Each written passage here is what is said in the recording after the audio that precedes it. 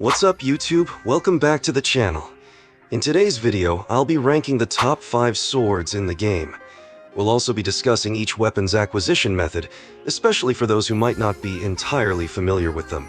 Before that, if you do want to support me for free, do hit that subscribe button. We're trying to hit 100k subs soon. Thank you, and now let's begin. I'm considering doing a trait tier list soon, since we've got a bunch of new traits and stuff lately. Also, feel free to let me know if you'd like more ranking videos. Alright, let's kick things off with number 5. It's the Kamish Wrath. For each sword on this list, we'll first go over how to obtain them. After that, we'll move on to the testing phase. Just a heads up, all these weapons will be fully enchanted with a blessing. To get the Kamish Wrath, you need to go to the Endless Castle Island and find the appropriate NPC. To obtain it, you'll need the Ant King Head, Kamish Daggers, the recipe for the Kamish Wrath, 1 Prestige, and the Wrath of Kamish trait. All the necessary items can be obtained from the Ant King Raid boss. This boss can be summoned in Verstown using a raid ticket. Note that raid tickets can be crafted at the Blacksmith Island.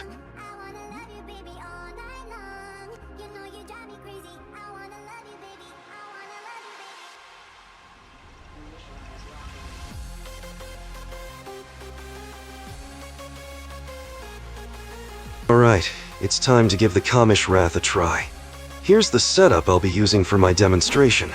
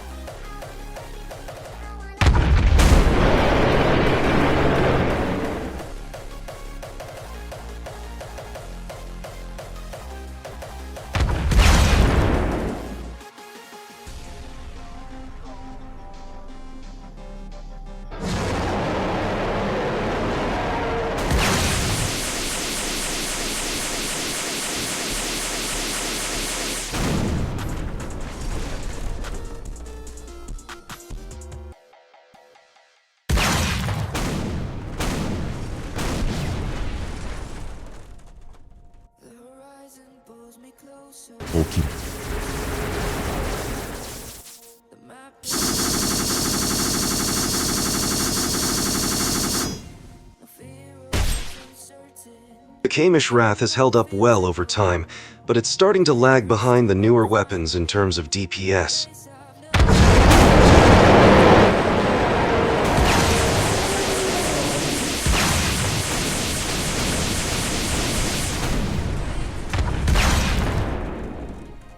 We've got 2 contenders tied for the 5th spot, and the second weapon on our list is Yuryu.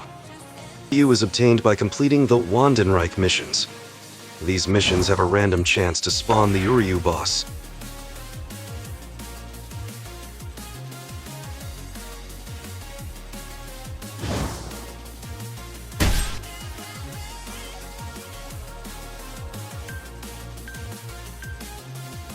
When you defeat the Yuryu boss, you can earn Yuryu Reiatsu. This is required to obtain the Yuryu weapon. Alright, now it's time to see how Yuryu performs in action.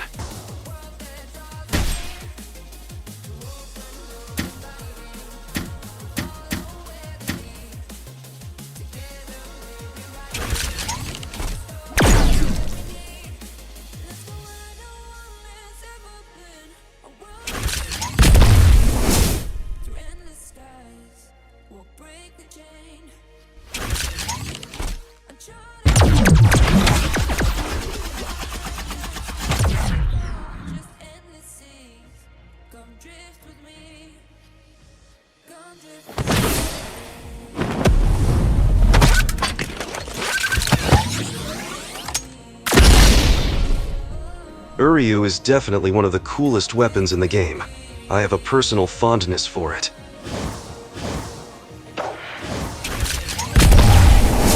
We're now moving on to number 4, and the weapon in question is the Void Edge.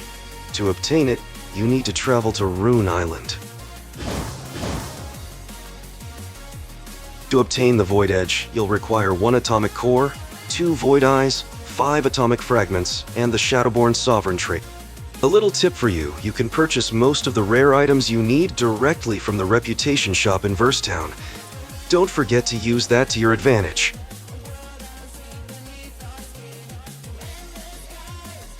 The actual way to get the Void Edge is by completing the Void Edge dungeon. It's a single wave dungeon where you'll encounter the Sid boss. Alright, let's check out how the Void Edge performs in action.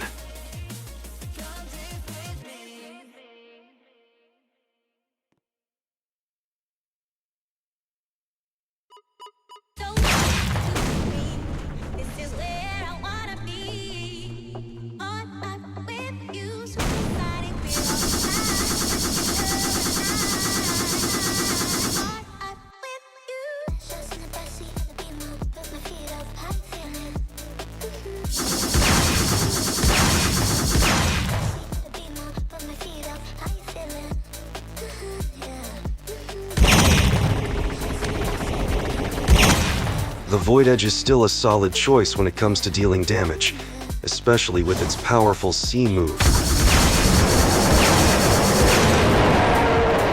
We're now transitioning to the stuff introduced by the Boss Studios update.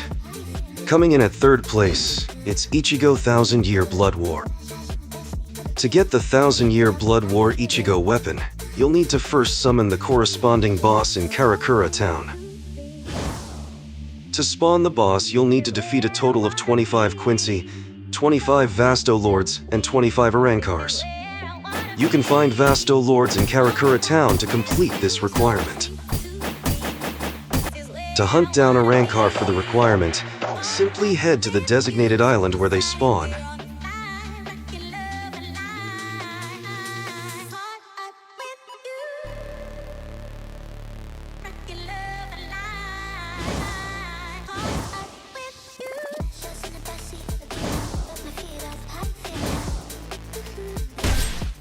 You can also take on missions in Hueco Mundo on Bleach Island to count towards the required kills.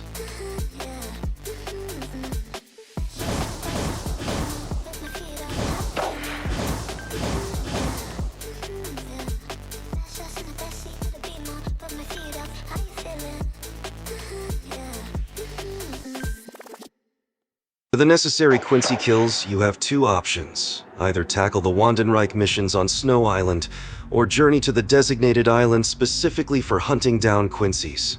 You can proceed to Endless Castle and follow my flight path to the desired location, where you can hunt down your remaining quotas of Quincy's. After completing the necessary tasks, you can then summon the Ichigo boss and defeat him for a chance to obtain the Tensa Requiem. Once you've acquired the Tensa Requiem, you'll gain access to the 1000 Year Blood War sword for Ichigo. Let's take a look at the base kit for the Ichigo 1000 Year Blood War weapon.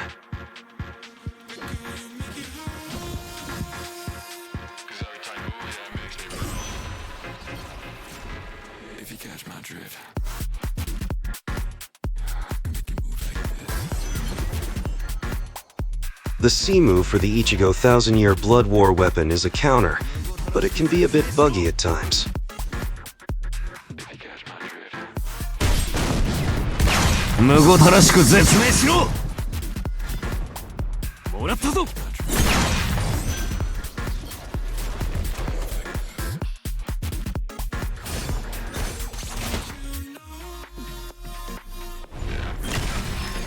When Ichigo enters Horn of Salvation mode, the damage output is buffed, and there's a notable difference in the V move.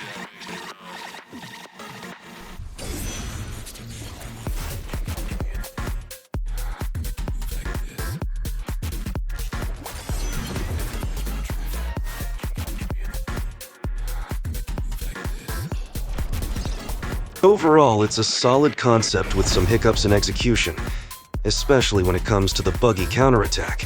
Let's move on to the second best sword in the game at the moment, Zoro. Zoro is obtained from a special NPC known as the Zoro Seller. This NPC can be found in specific locations across the map: Shell Town, Arena Island, Skypiea Island, Lost Island, Question Mark Island, and Arcade Island. To purchase Zoro from the Zoro seller, you'll need to gather the following items: Wado, Shusui, Sandai, a certain amount of cursed ingots 50, black iron 250, and iron. To obtain Wado, you need to defeat 25 players using your sword. Shusui is available for purchase from a seller who can various locations, and you can use in-game currency to buy it.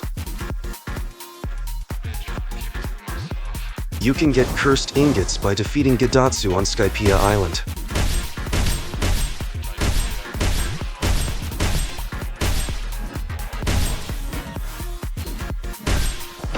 You can obtain black iron from Snow Bandit Leader and iron from Bandit Leader, as well as from Gidatsu. Sandai is available from the Black Merchant, who can be found in Arcade Island.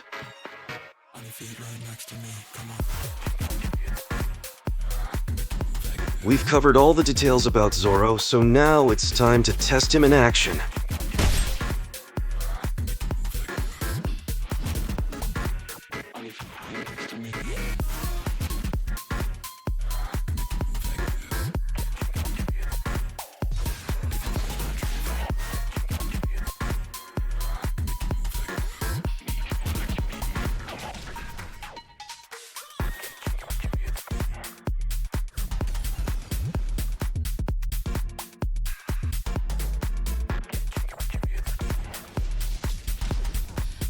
Let's move on to the number 1 spot, Vergil V2.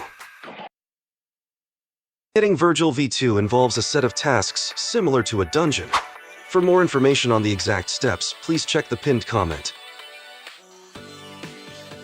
Vergil V2 comes with 3 distinct modes, but one of them specifically scales with melee. You can switch between the modes by pressing the F key on your keyboard.